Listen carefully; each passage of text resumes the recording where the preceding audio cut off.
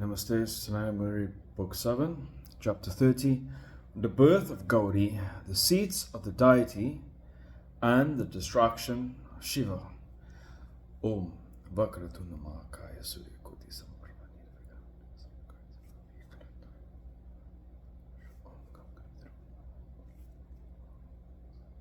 Om Guru Brahma Guru Vishnu Guru Saksha.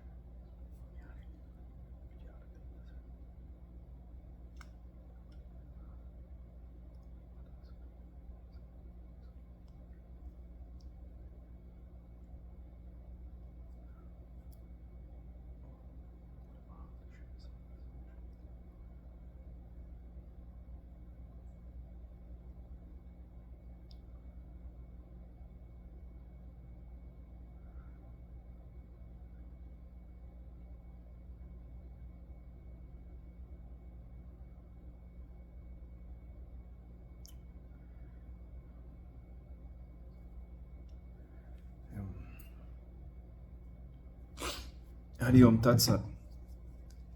Vyasa said, O king, they went to the forest and fixed their seats on the slope of the Himalayan mountain and engaged themselves in repeating silently the seed mantra of Mahamaya and thus practiced their austerities.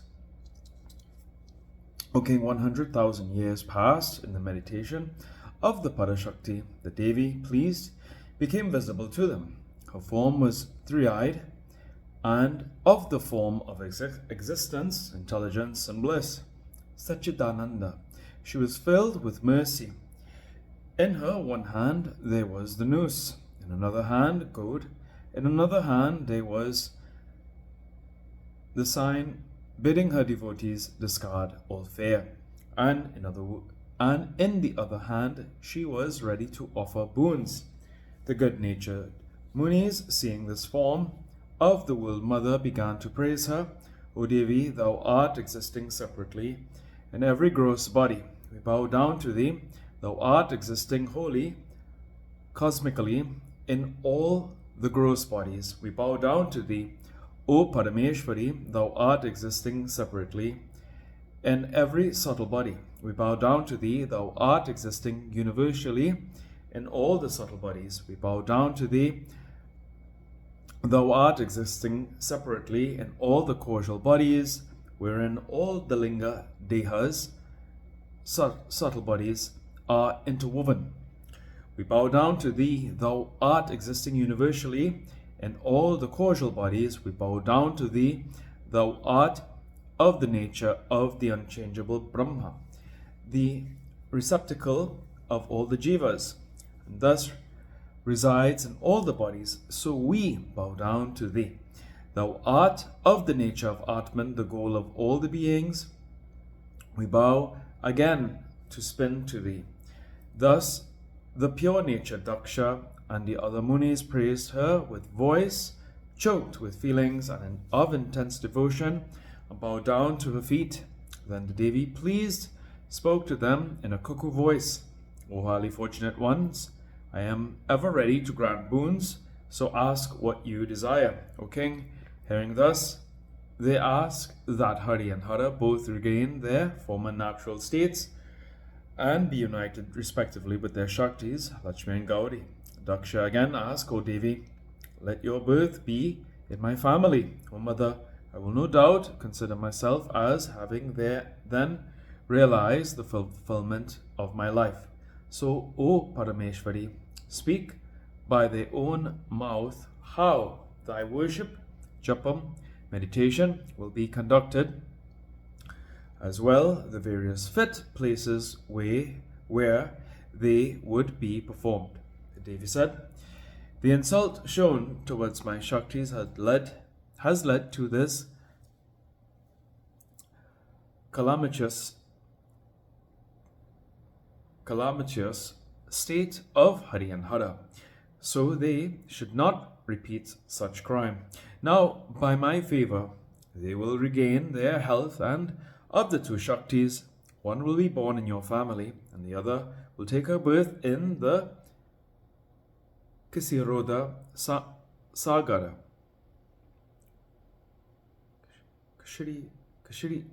Kisiroda Sagara. the ocean of milk. Hari and Hara will get back their Shaktis when I will send them the chief mantra. The chief mantra of mine is said mantra of Maya. Is the chief mantra of mind is the said mantra of Maya. This is always sweet to me. So worship this mantra and make a japam of this. The form that you are seeing before you, this is my Bhuvaneshwari form, that of the goddess of the universe. O worship my Virat cosmic form or Satchitananda form. The whole world is my place of worship, so you can meditate on me and worship me always and in all places.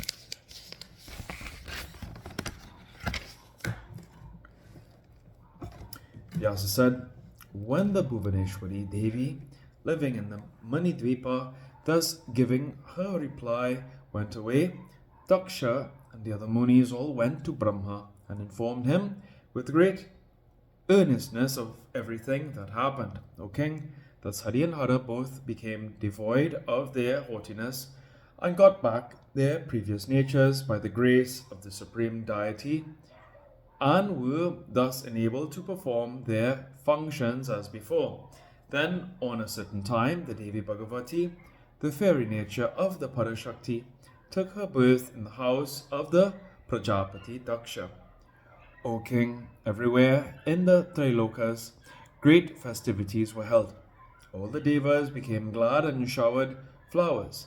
The dundubis of the Devas were sounded by the hands and made very grave sounds. The pure-minded saints were gladdened. The sun's rays look pure and cleaner, and clearer, and cleaner. The rivers were elated with joy and began to flow in their channels. When the world auspicious Devi, the destroyer of the birth and death of the Jivas, took her birth, everything looked propitious. The wise Munis named her Sati, and she was of the nature of Parabrahma and truth herself. The Prajapati Daksha handed over the Devi, who was before the Shakti of Mahadeva, to that Deva of the Devas, Mahadeva. Due to the misfortune of Daksha, the daughter of Daksha burned herself in a blazing fire. And Janamajaya said, O Munis, you have made me now hear a very inauspicious word. How can such a great thing of the nature of the highest intelligence come to be burnt up in a fire? The mere recollection of whose name dispels the terrible danger of the burning up by the fire of samsara. How can she be burnt up by fire? I am extremely eager to hear. Kindly describe that to me in detail. Vyasa said, O king, here I am describing to you the ancient history, the burning of Sati. Once on a time, the famous Rishi Durvasa went to the bank of the river Jambu and saw the Devi there. There he remained with his senses controlled and began to repeat silently the root mantra of Maya. Then the goddess of the immortals, the Bhagavati, was pleased and gave the Muni a beautiful garland as her prasada that was on her neck, that emitted the sweet fragrance of makaranda, juice of flowers, jasmine, whereon the bees were about to cluster. The Maharishi took it quickly and placed it on his head. He then hurriedly went to see the mother, to the place where Sati's father, the Prajapati Daksha, was staying, and bowed down to the feet of the Sati. The Prajapati then asked him, O Lord, whose extraordinary garland is this? How have you got this enchanting garland, rare to the mortals of this earth? The eloquent Maharishi Durvasa then spoke to him with tears of love flowing from his eyes. O Prajapati, I have got this beautiful garland that has no equal, as the prasada, favor of the Devi. The Prajapati asked that garland then from him. He too, thinking that there was nothing in the three worlds that cannot be given to the devotee of the Shakti, gave that garland to the Prajapati. He took that on his head, then placed it on the nice bed that was prepared in the bedroom of the couple. Being excited by the sweet fragrant smell of that garland in the night, the Prajapati engaged in a sexual intercourse. O king, due to the animal action, the bitter enmity arose in his mind towards Shankara and his sati. He then began to abuse Shiva. O king, for that offense, the sati resolved to quit her body that was born of Daksha, to preserve the prestige of the Sanatan Dharma of devotion to her husband, and burnt her body by the fire arising out of yoga. Janamejaya said, O Muni, what did Mahadeva do? Thus pained by the bereavement from his consort dearer than his life, when the sati's body was thus consumed. Vyasa said, O king, I am unable to describe what happened afterwards. O king, out of the fire of anger of Shiva, the pralaya seemed to threaten the three worlds. Virabhadra came into existence with hosts of Bhadrakalis, ready to destroy the three worlds. Brahma and the other devas took refuge to Shankara. Though Mahadeva lost everything on Sati's departure, he, the ocean of mercy, destroyed the sacrifice of Daksha, cut off his head and instead placed the head of a goat, brought him back to life, and thus made the gods free from all fears. He, the Deva of the Devas, then became very much distressed, and going to the place of sacrifice began to weep in great sorrow. He saw that the body of the intelligent Sati was being burnt in the fire of the Chitta. He cried aloud, O my Sati! O my Sati! And taking her body on his neck, began to roam in different countries like a madman. Seeing that, Brahma and the other devas became very anxious, and Bhagavan Vishnu cut off the body to pieces by his arrows. Wherever the parts fell, Shankara remained there in so many different forms. He then said to the devas, Whoever will worship with deep devotion in these places the Bhagavati will have nothing left unattained. The highest mother will remain close to them there. The persons that will make Purascharana, the repetition of the mantrams, especially the Maya Vija, the root mantra of Maya, their mantrams will become no doubt fructified and become incarnate. O king, thus saying, the Mahadeva, being very much distressed for Sati's departure, passed his time in those places, making japam, dhyanam, and taking to samadhi. Janamejaya said, Where, in what places the several parts of the Sati fell? What are the names of those Shaktipitas, and what is their number? Kindly describe these in detail. O great Muni, no doubt I will highly consider myself blessed on hearing these words from your blessed mouth. Vyasa said, O king, I will now describe those Pitas, sacred places, the mere hearing of which destroys all the sins of men. Here I describe duly those places where the persons desiring to get lordly powers and to attain success ought to worship and meditate on the Devi. O Maharaja, the face of Gauri fell in Kashi. She is well known there by the name Visalakshi. That which fell in Naimi Saranya became known by the name of Lingadharini. The Mahamaya is known in Prayag, Allahabad, by the name of Lalita Devi. In Ganda Mandan by the name of Kamuki. In the southern Manasa by Kamunda. In the northern Manasa by Visvakama, the yielder of all desires. In Gomanta by Gomati, and in the mountain of Mandara she became known by the name of Kamacharini. The Devi is known in Chetra Rata by the name of Madotkara Madodkata, Madodkata, in Hastinapura by Jayanti, in Kanyakubja by the name of Gauri, in the Malaya mountain by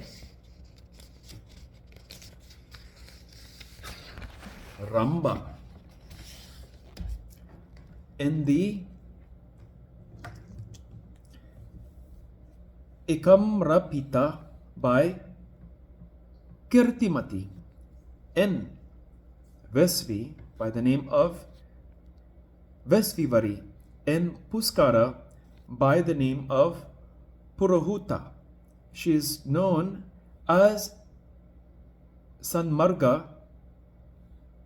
Dayani, in the Kidarapita as Manda, in the top of the Himalayas and as Bhadra Karnika, in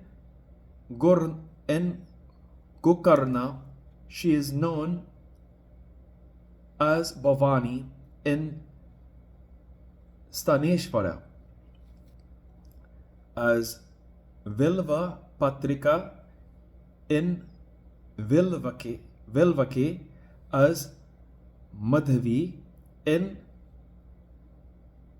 Shrisela, as Bhadra, in Bhadreswara. She is known as Jara, in Varaha Sela as Kamala, in Kamalalaya as Rudrani, in Rudrakoti, as Kali, in Kalanjara. She is known as Mahadevi, in Salagrama, as Jalapriya, in Shivalingam, as Kapila, in Mahalingam, as Mukuteshwari, in Makota, as Kumari, in Mayapuri, as Lalita in Santana, as Mangala, in Gaya, etc., as Vimala, in Purusottama, as Utpalakshi, in Sahasraksha, as Mahodpala, in Hiranyaksha, as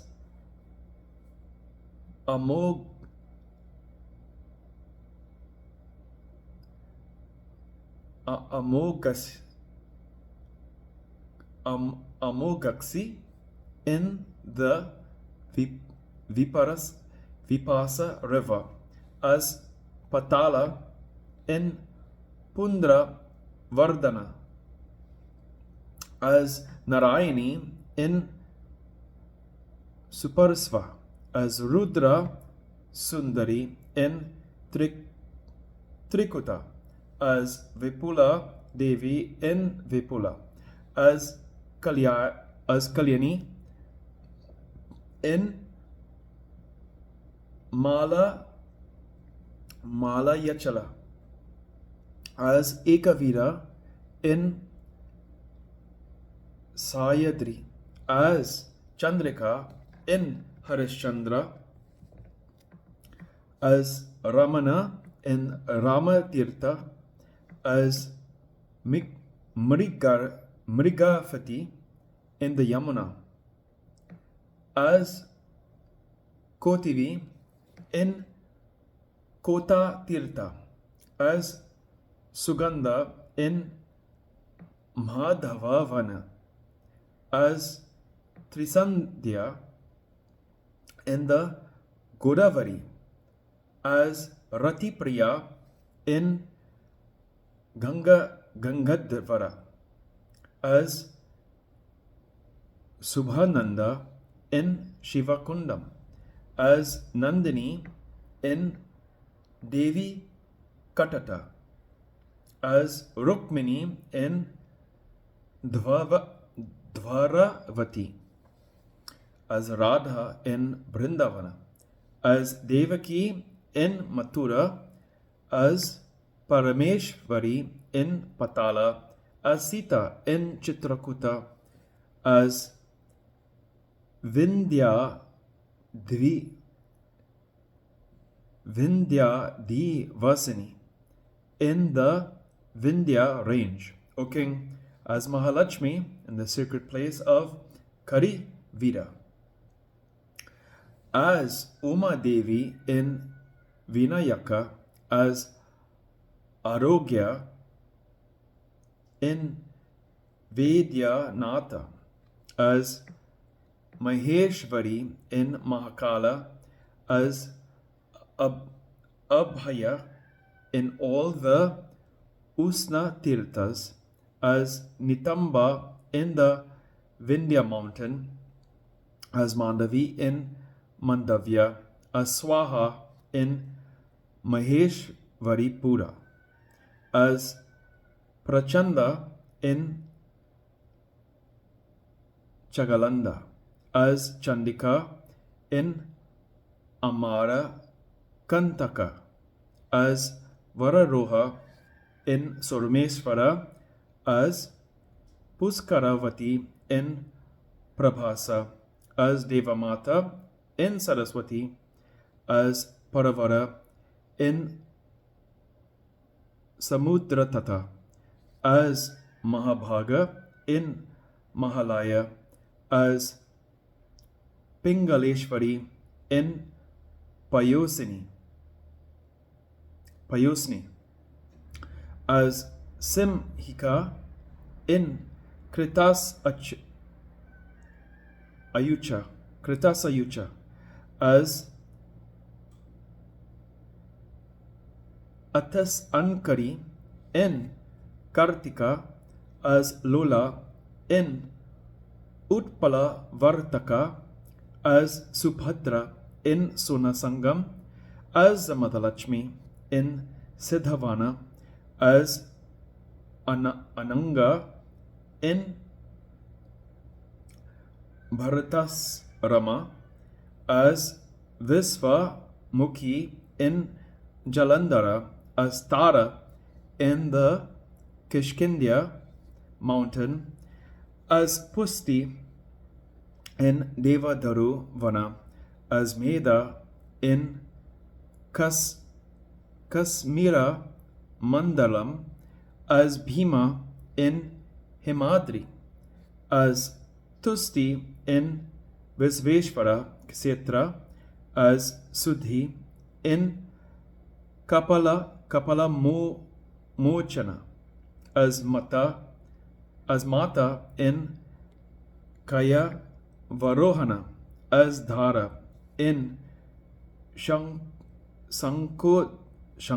Sankodara, as Dhriti in Pindaraka, as Kala in Chandrabhaga river, as Shivadharini in Achora, as Amrita in Veena, as Urvasi in Vadari, as medicines in Uttarakuru, as Kusodaka in Kusadvipa, as Manmata in Himaketu, as Satyavadini in Kumuda, as Vandanaya in Asvata, as Nidhi in the Vesra Vanalaya, Vesra Vanalaya, as Gayatri in the mouth of the Vedas, as Parvati near to Shiva, as Indrani in the Devalokas, as Saraswati in the face of Brahma, as Prabha Lasya in the solar disk, as Vaishnavi with the Matrikas, she is celebrated as Arundhati amongst the satis, the chaste woman, and as Tilottama in the midst of the Ramas. Again, this Mahadevi of the nature of the great intelligence Samvid is always existent in the form of Shakti named Brahmakala in the hearts of all the embodied beings. O Janamajaya, thus I have mentioned to you 108 pitas, sacred places or seats of the deity, and as many Devis. Thus are mentioned all the seats of the Devas, and along with that the chief places in India, the world. He who hears these excellent 108 names of the Devi, as well as her seats, gets himself freed from all sins and goes to the loka of the Devi. O Janamajaya, his heart gets purified and is rendered blessed. No doubt, who duly makes jatra, sojourn to all these seats of the deity, performs shraddhas, offers peace offerings to the pitris, and worships with the highest devotion the goddess, and asks frequently the pardon of the world mother. O king, after worship one should feed the brahmanas, well-dressed virgins, kumaris, and vatukas with good eatables. All the tribes, whether they be chandalas, know them all to be of the nature of the Devi, and therefore they should be worshipped. Never one is to accept any donation or gifts. Pratigaras in these seats of the Devi. The saintly persons should make Purash Charanas, repeat the names of their own deities, attended with burnt offerings, oblations, etc., of their own mantrams with all their might in all these places, and should never be miserly in their expenses on this account. He who starts to these secret places with devoted hearts filled with love find his pitris in the higher and greater Brahma Loka for 1,000 kalpas, and he gets the highest knowledge, crosses the ocean of the world, and becomes free. Many a people have attained success by repeating these 108 names of the deity. Any place wherein are kept those names embodied in a book becomes free from such dangers as plagues, cholera, or any misapprehensions from planetary deities and so forth. Nothing remains to be attained by these persons who repeat these 108 names. That man devoted to the Devi certainly attains blessedness. That saintly person becomes of the nature of the Devi. The Devas bow down and worship him when they behold him. What then need to be said that the saints would worship him? The Pitris become pleased and get their good ends when these 108 names are read with devotion. These places are, as it were, intelligence personified, Chinmaya, and placed ready to yield freedom from bondage. Therefore, O king, intelligent men should take their shelter in these places. O king, whatever sacred and other deeper secrets about the great goddess you ask to know from me, I will describe to you. What more do you want to hear? Say. Here ends the 13th chapter of the 7th book on the birth of Gaudi, the seats of the deity, and the destruction of Shiva in the Mahapuranam, Srimad Devi Bhagavatam of 18,000 verses by Maharishi Ved Vyasa. Note, the number 108 is a holy number, got by taking the half of 216,000, the number of breaths inhaled by a child in the womb who promises to take the name of God at his every breath, or by taking 1/8 of 864,000, the number of seconds in a day. The 2 zeros are then dropped. Thus the number signifies the one who fulfills one's promise. Om Jayanti Mangala Kali Bhadra Kali Kapalitradakshma. Om Mangale Mahakale Shiva Samata.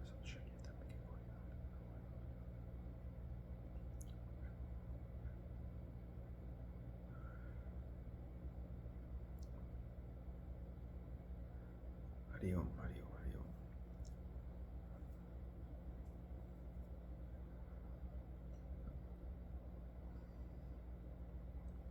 Om. Om Kila Mata Chapitatu.